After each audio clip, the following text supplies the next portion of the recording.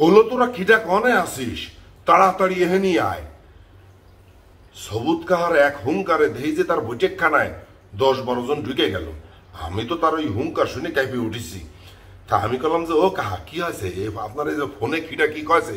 কয়েছে চুপ করে থাক বাইকো, খালি দেহে যা।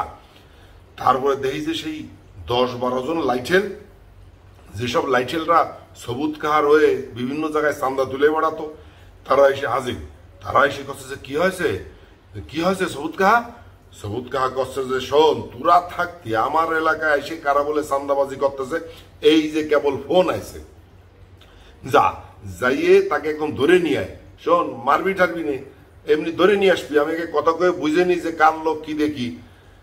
তারপরে ওরা গেল সুইটে, সেই যারা চান্দা তুলতে আইলো তাকে ধরতে গেল।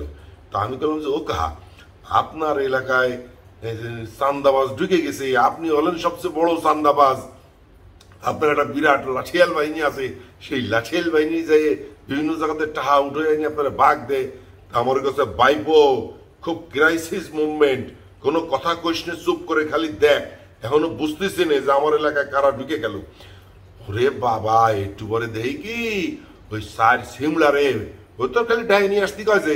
আর সেই ল্যাটেলটা করেছে কি, 7 জন রে, যে 7 জন যে চান্দা তুলে বেড়াতিল সবুজ কাহার এলাকায়, তাকে ওই পিছনে হাত বাঁধে, মানে ওই পিঠ মুড়া করে বাঁধে নিয়ে সবুজ কাহার বৈঠকখানায় আনছে।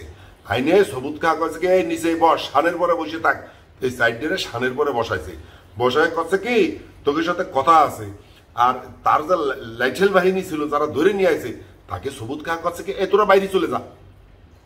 আমি তো মনে মনে কই যে যারা ধরে আনলো তাকে সামনে বিচার করবে না, কিরাম বিচার হবে না, তা কবে কিনা। তো তারা যদি চলে যায়, তো দেখলাম যে সেই লাইটেলটা কর সাথে সাথে চলে গেল। তা আমিও একটু উঠতে গেলাম, উঠতে আমি গেলাম ও কাহা, আমিও তাহলে যাই। ওরে বাইবো পাশে বসে থাক, কি করি সেটা দেখবি নে, কিছু শেখ, জীবনে তো কিছু করে খাতে পারবি নে, শেখ শেখ। তা আমি মনে মনে চিন্তা করতেছি কি শেখবো তোমার কাছ থেকে, তুমি এলে বড় চান্দাবাজ ধুরন্ধরবাজ। তা ঠিক আছে, ভয়তে তো সরকার সামনে কিছু কওয়া যায় না, আমি চুপচাপ বসে রয়েছি। দেখি কি ওই যে 4 জন, সেই 4 জনের চোখ লাল টকবকার আমার দিকে এরকম বড় বড় করে তাকায় রয়েছে। আমি তো খুব ভয় পাচ্ছি, মনে মনে ভাবতেছি কি আল্লাহ রে, আমি যদি একা একা রাস্তায় ঘুরে ফিরি, এরা তো আমার ধরে ধুলাই না দে। তারপরে সবুজ কাহা ওই করছে কি, এই তোরা আমার এলাকায় এসে চান্দা তুলতেছিস কেন? তোর কাছে যে আমাকে ভুল হয়ে গেছে। কয়টা চান্দা তুলেছিস? কয় যে বেশি না, 6,500 টাকা। কাকে কাছতে তুলেছিস? কয় দোকানদারকে কাছতে তুলেছি। আর ওই যে পুপড়ায় একটা নতুন বিল্ডিং হচ্ছে, ইট সিমেন্ট এনে রাখছে, তার কাছে কেবল যাবো ভাবিলাম, তার আগে তো আপনার লোকজন ধরে নিয়ে আসে। কয় শোন, এখন একটা চান্দা তুলবি, চান্দা তুলে অর্ধেক আমারে দিয়ে যাবি।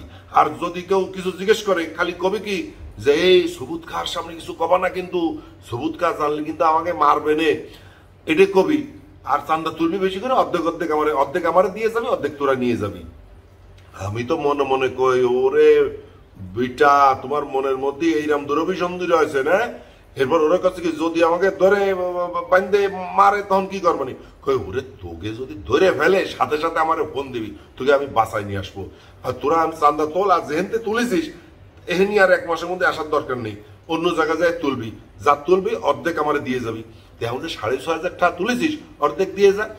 তো আমার কাছে কি বাইবো পিঠির যে দড়ি দিয়ে বাঁধেছে, গরুর দড়ি দিয়ে পিঠ হাত বান্ধা ছিল, দড়ি খুলে দে।